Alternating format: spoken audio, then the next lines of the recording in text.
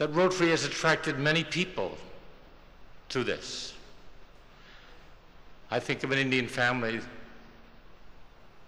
the Birla family, gave $1 million to achieve this. I think of the Meta family, who gave $2 million. I think of a television company that gave $3 million. I think of the Bill and Melinda Gates Foundation, who gave $355 million. Wonderful. But today, we've seen a man who has given himself. Who is a psychological adult? A psychological adult is a choice maker. A psychological child is a consequence receiver. Sometimes life gives you the results that you want, and sometimes life, by not giving you the results you want, it gives you the maturity on how to encounter these situations in the future. A choice maker is like a lion in the jungle. A consequence receiver is like a lion in the zoo. The person who is not emotional adult is neither at peace with himself, nor is the world around him at peace. Something, when handled with non-acceptance, becomes a negative emotion. Something, when it is handled with acceptance, becomes a positive emotion. That is the emotional equation of life. Disobedience, if you study history, you will realize, has been the mother of all virtues. If you want your life to become what you want your life to become, then you got to be the painter. That means you will have to look at the world which is holding your brush till now, put your hand out and tell the world, give me the brush. Making a difference to fellow human beings is a responsibility that has been given by the Creator to every other creation. You are given in that trust you will give. All of us are given a surplus in that trust that we will give. And the fact of life is, those who give are given. Pathfinders have always been pathbreakers. The loudest way to tell the world to shut up is to produce results. And on February 14, 1995, started this evolving consciousness called ALma Mater, saying that I live the rest of my life to the last breath, showing people life is an alternative, death is not.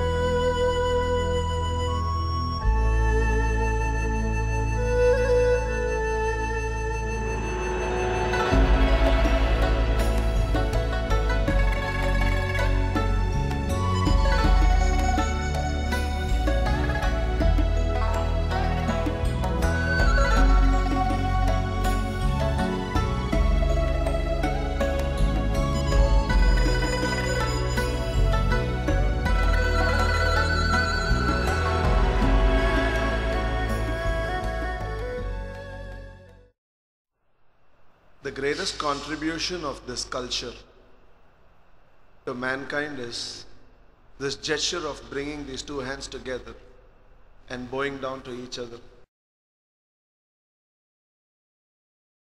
Men of wisdom who walked this planet before you and me, representing this culture, realize that physically we are very different from each other. Even identical twins do not look absolutely identical. The mother knows it. Mentally, we are very different from each other. The way I think is not the way you think. Intellectually, we are very different from each other. My values are different from your values.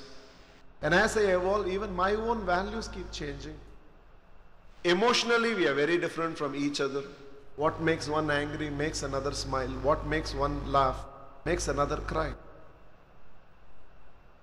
A humanity that is built on these differences, physically, mentally, intellectually, emotionally, where we all the time only relate to each other's differences.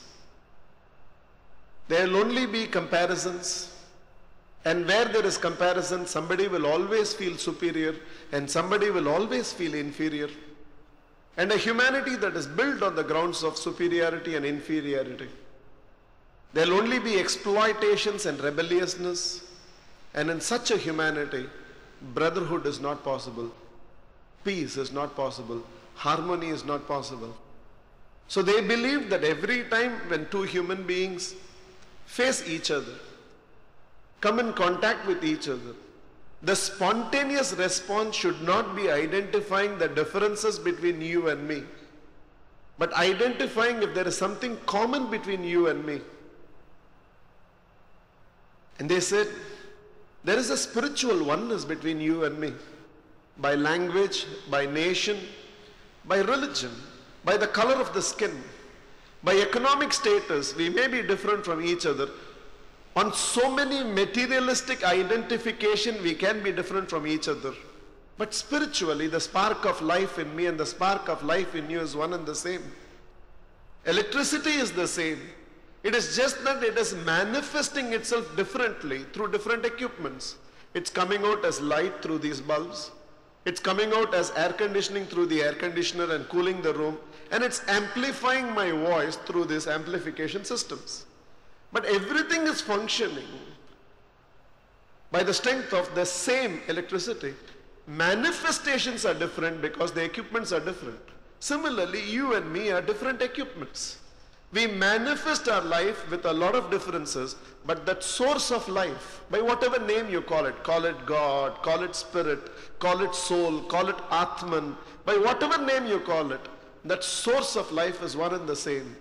And they believed one of the evolutions of the collective maturity of mankind is we beginning to realize, however different we may be, we are all spiritual relatives.